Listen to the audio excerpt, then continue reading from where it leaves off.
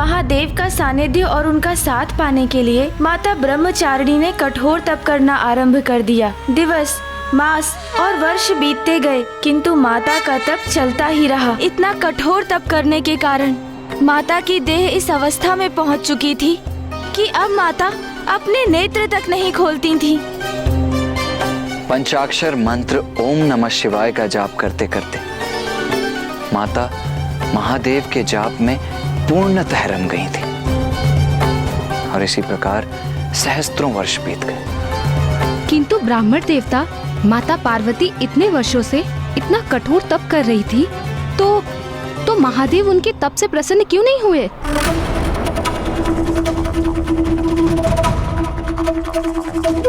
यही तो महादेव की परीक्षा थी माता, और अब ये माता का दृढ़ निश्चय था कि वो इस परीक्षा में सफल होकर अपने तप के माध्यम से महादेव का सानिध्य पाकर ही उठने वाली थी। किंतु यदि किसी कारण माता पार्वती उससे पूर्व ही अपने तप से उठने के लिए विवश हो जाती तो फिर माता को अपना तप पुनः आरंभ करना अनिवार्य होता और माता का तप भंग करने के लिए तारकासुर ने एक नवीन योजना बना ली थी। कदापि नहीं हो सकता ऐसा, कदापि नहीं। महाराज, मैंने तो आपको पहले ही सावधान किया था। वो कोई साधारण नारी नहीं, देवी आदि शक्ति है वो। मुझे शीघ्र ही कुछ करना होगा। महादेव का साथ पाने का देवी आदि शक्ति का तप यदि सफल हो गया तो उनके पुत्र का जन्म होगा। उनके पुत्र का जन्म अर्थात मेरा काल बनेगा वो। ऐसा कदापि नहीं होने दूंगा मैं, कदापि नहीं। किंतु महाराज, हम कर भी क्या सकते हैं? सर्वप्रथम मैं उसका वध करने गया तो मैं मरणासन अवस्था में ही लौटा। फिर आपने अनेकों असुरों को वहां भेजा, किंतु देवी आदि शक्ति ने उन सभी का अंत कर दिया। महाराज, अब कोई शेष उपाय ही कहाँ है हमारे पास? शक्ति नहीं, कुटिलता की आवश्यकता है मूर्ख। जात नहीं है तुम्हें कि देवी आदि शक्ति अपने निराहार तप के कारण अत्यंत दुर्बल अवस्था में है, शक्तिहीन हो चुकी है वो, और देवता भी उनकी सहायता नहीं कर सकते।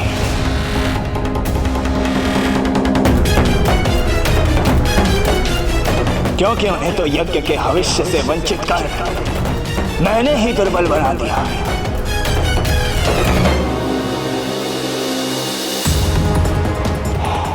देवी आदि शक्ति के अंत का सबसे उचित अवसर है।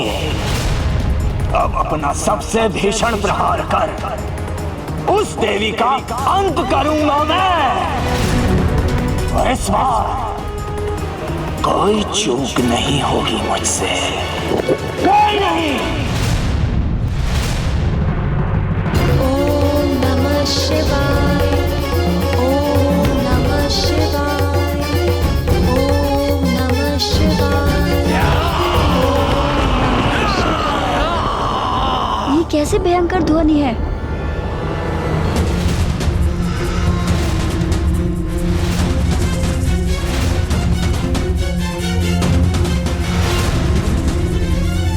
सखी जया, ये तो असुर इधर ही बढ़े आ रहे हैं। इनकी ही पदध्वनि सुनाई दी थी हमें, परंतु हमारे रहते पार्वती तक नहीं पहुंच सकेंगे ये असुर।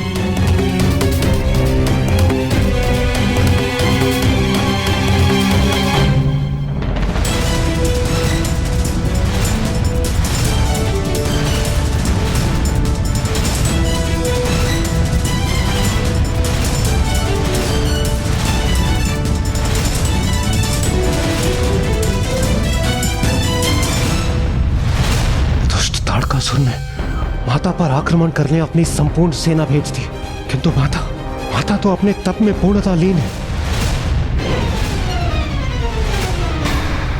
माता आदिशक्ति तो स्वयं संपूर्ण असुर सेना का अंत करने में समर्थ थी, किंतु वो अपनी तपस्या में इतनी लीन थी कि उन्हें इस आक्रमण का आभास ही नहीं था। हाँ महाराज, और देवता भी असुरों से युद्ध करने की अवस्था में नहीं थे। क्योंकि वो अत्यंत दुर्बल हो चुके थे।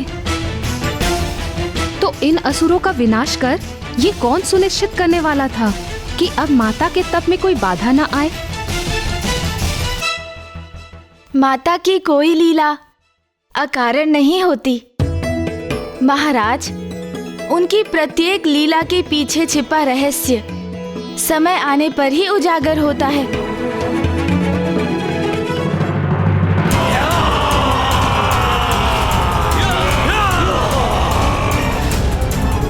सखी जया, इन दुष्ट असुरों ने तो घेर लिया है हमें। हाँ, लेकिन हमारे रहते ये असुर पार्वती तक कदापि नहीं पहुंच सकते।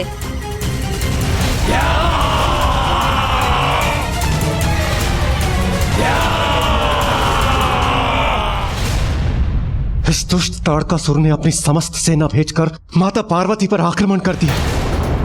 इसने तो श्रेष्ठता की सभी सीमाएं लांघ दी है।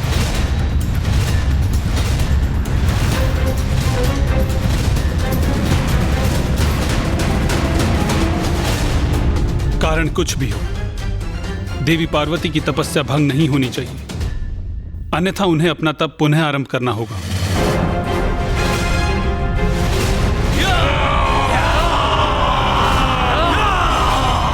माता मैना और महाराज हिमावन ने हमें यहाँ पार्वती की सुरक्षा के लिए भेजा है। भले ही आज हमारे प्राण क्यों न चले जाएं, परंतु पार्वती का हित कदापि नहीं होने देंगे हम।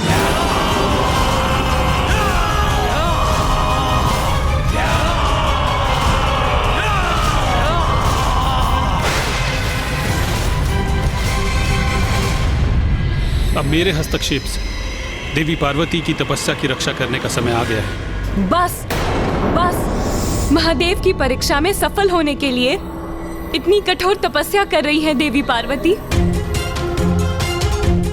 किंतु ये कपटी दुष्ट ताड़कासुर इसी अवसर का लाभ उठाकर देवी पार्वती को क्षति पहुंचाने का प्रयास कर रहा है, किंतु मैं ऐसा कदापि होने नहीं दूंगी। नाथ, आज मत रोकिए मुझे और आप स्वयं भी कुछ मत कीजिए, क्योंकि आज मैं इस दुष्ट ताड़कासुर को नारी के प्रचंड क्रोध की शक्ति का परिचय दूंगी। उचित। देवता संकट में थे और तारकासुर का वध करने के लिए महादेव और माता पार्वती के पुत्र का जन्म अनिवार्य था। नारी शक्ति जागृत हो चुकी थी और माता लक्ष्मी तारकासुर के असुरों को ऐसा पाठ पढ़ाने के लिए तत्पर थी जिसकी उन असुरों ने कल्पना भी नहीं की थी।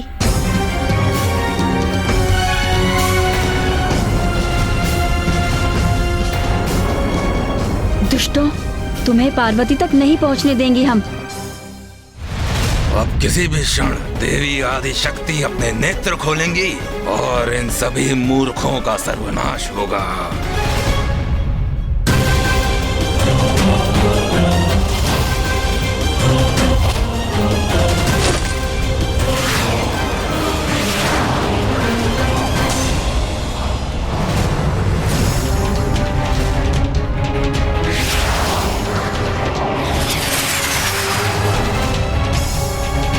ये बाढ़ तो बड़ी तीव्र गति से हमारी ओर बढ़ रहे हैं सखी विजया, इन्हें कैसे रोके हम?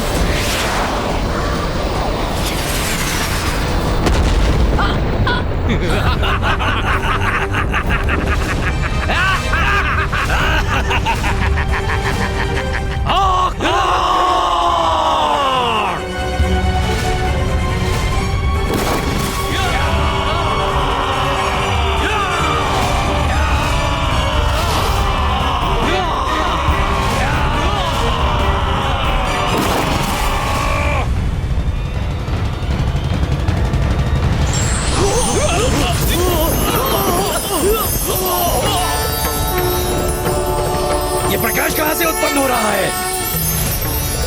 इससे हमारे नेत्र चौंधिया रहे हैं। दूर करो इस प्रकाश को।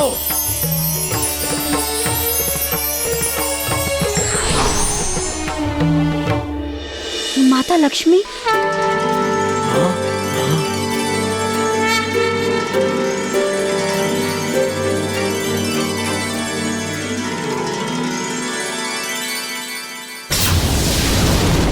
माता लक्ष्मी पहुंच गई वहां पर। उचित है, वहां पहुंचकर उन्होंने स्वयं ही इन असुरों को रोक दिया।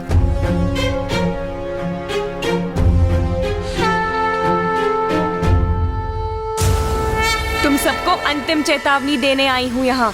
लौट जाओ यहाँ से। बहुत चर्चा सुनी थी किसी देवी आदि शक्ति की जो एक दृष्टि से असुरों का नाश करती है, किंतु वो तो एक परिहास ही है। क्योंकि मुझे तो दो अति सुंदर नारियां ही दिखाई दे रही हैं यहाँ, जो इन टहनियों से हमसे युद्ध करना चाहती है। और इन दोनों के पीछे एक अन्य दुर्बल नारी ध्यान में मग्न है। और अब तुम आई हो देवी, किंतु तुम्हारे हाथ में तो टहनियों जैसे शस्त्र भी नहीं है। मूर्ख असुर, तुम दुष्टों का अंत करने के लिए कोई अस्त्र शस्त्र की आवश्यकता नहीं है मुझे। तुम्हारा अंत करने के लिए एक नारी की शक्ति ही पर्याप्त है। बस बहुत हुआ। अब अपने अनर्गल प्रलाप से मेरा समय व्यर्थ ना करो। जाओ सैनिकों, पकड़ के लाओ इन तीनों स्त्रियों को और मेरे सामने प्रस्तुत करो।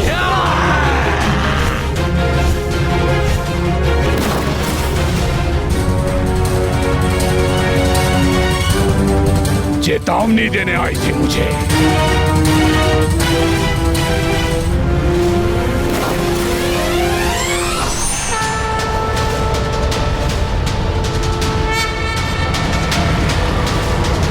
नारी के स्वभाव में कितना अनुरूप है तुम्हारा ये स्वभाव देवी। क्या आशय है तुम्हारा? क्या रसोई गृह के पात्रों से युद्ध करोगे हमसे? तो क्या ये स्वर्ण कलश अस्त्र इस देवी का और हमारे इन अस्त्र शस्त्रों का सामना ये कलश करेंगे? मेरा स्वर्ण कलश क्या कर सकता है वो तो तुम्हें अभी ज्ञात हो जाएगा मूर्खों।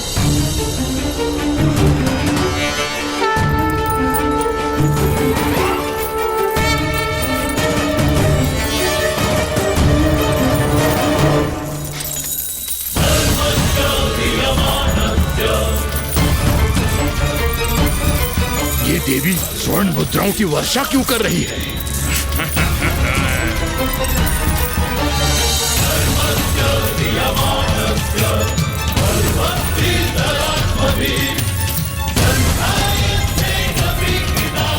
इतनी स्वर्ण मुद्राएं, इतना धन।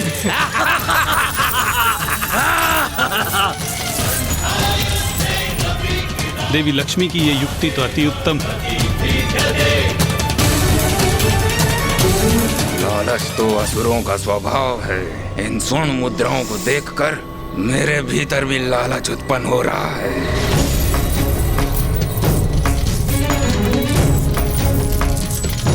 स्वर्ण मुद्राएं, सर्वप्रथम इन्हें समेट लेता हूँ, फिर इन स्त्रियों से निपटूंगा।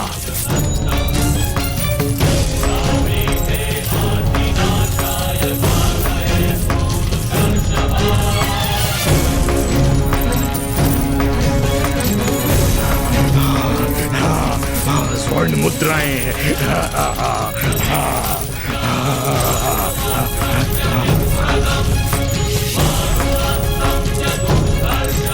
स्वर्ण मुद्राएं हमें भी प्राप्त होनी चाहिए। हम पीछे क्यों रहे? चलो आगे बढ़ो। चलो।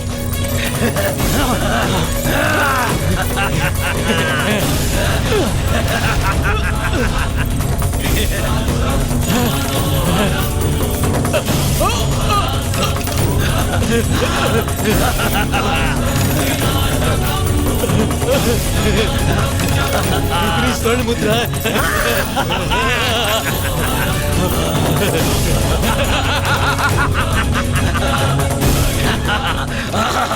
आनंद आ गया। आनंद आ गया। के स्पर्श से इस स्वर्ण के स्पर्श धनी हो जाएंगे। अब हम भी धनी हो जाएंगे।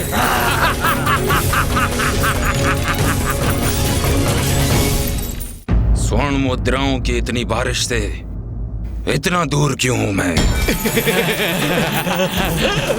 इन मूर्खों को मैं यहाँ पर लेकर आया, इसलिए स्वर्ण पर सर्वाधिक मेरा अधिकार है। तो फिर मैं यहाँ किस निमंत्रण की प्रतीक्षा कर रहा हूँ? महाराज तारकासुर क्या देते हैं मुझे? सदैव इन व्यर्थ के कार्य हेतु भेज देते हैं, किंतु अब इन स्वर्ण मुद्राओं को समेटकर मैं भी धनी और शक्तिशाली बनूंगा, शक्तिशाली बनूंगा। इतनी स्वर्ण मुद्रा एकत्रित कर ली मैंने, अब तो धन ही धन है मेरे जीवन में।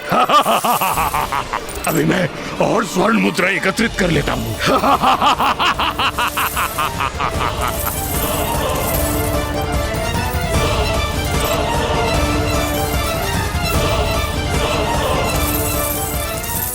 अरे ये स्वर्ण मुद्राएं स्वतः कैसे गतिशील हो गई?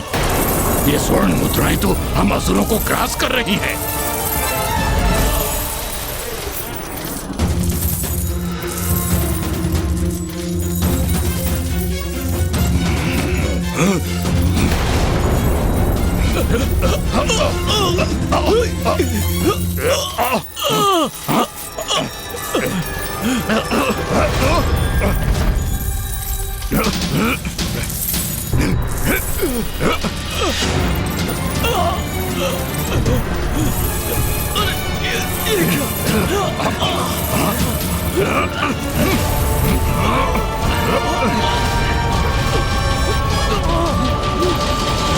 इन दुष्टों को उचित दंड दिया है देवी लक्ष्मी ने।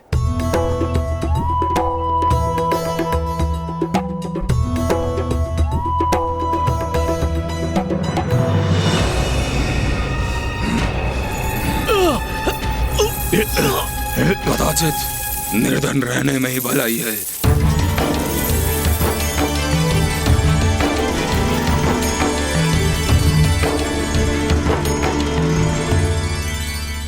तुम्हें चेतावनी दी थी मैंने। ए नारी, हमारे पांव जकड़ लिए तो क्या हुआ? हाथ तो अभी भी हमारे मुक्त है और मैं इन्हीं हाथों से तुम्हारा अंत करूंगा।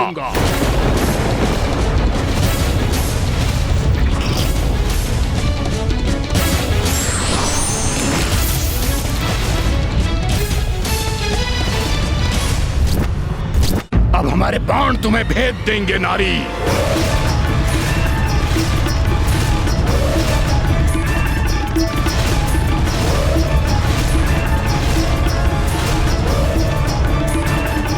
ये दुष्टासुर तो माता लक्ष्मी पर अपना लक्ष्य साध रहे। लो देवी, अब अपने काल से भेंट करो तुम।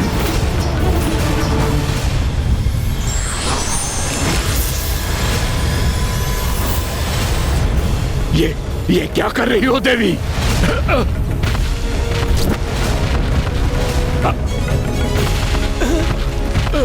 अरे ये स्वर्ण मुद्रा है, ऊपर उठकर घेर रही है हमें, हमें बाधित कर रही है ये मुद्रा है। क्या करें हम?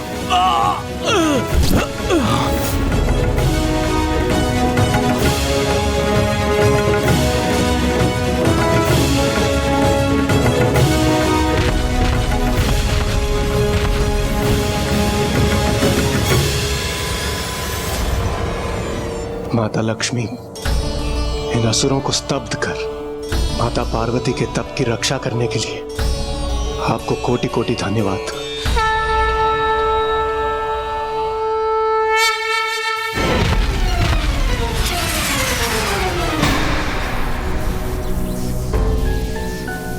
आप निश्चिंत होकर अपनी तपस्या पूर्ण कीजिए देवी पार्वती।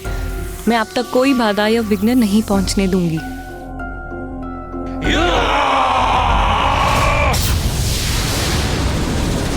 ये ध्वनि कहां से आ रही है?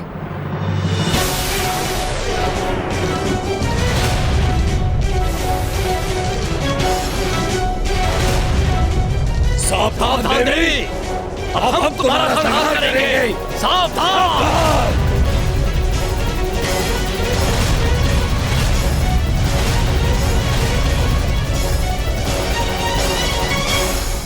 और असुर? तारकासुर ने और असुरों को भेज दिया ब्राह्मण देवता? हाँ महाराज। तो फिर क्या किया माता लक्ष्मी ने?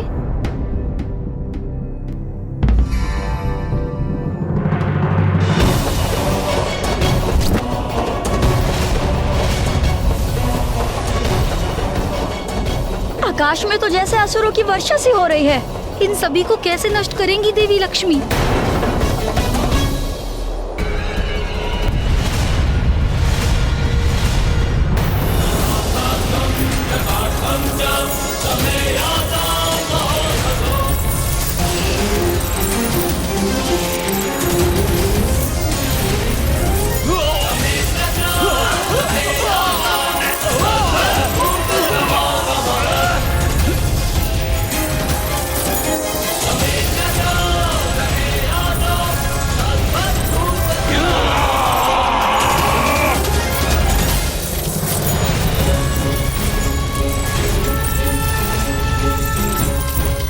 दूसरी ओर से भी असुर आने लगे हैं। असुरों की सेना हर ओर से आ रही है। इस प्रकार तो ये दुष्ट देवी पार्वती की तपस्या भंग कर ही देंगे। इतने सारे असुरों का संहार मैं एकाकी कैसे करूंगी?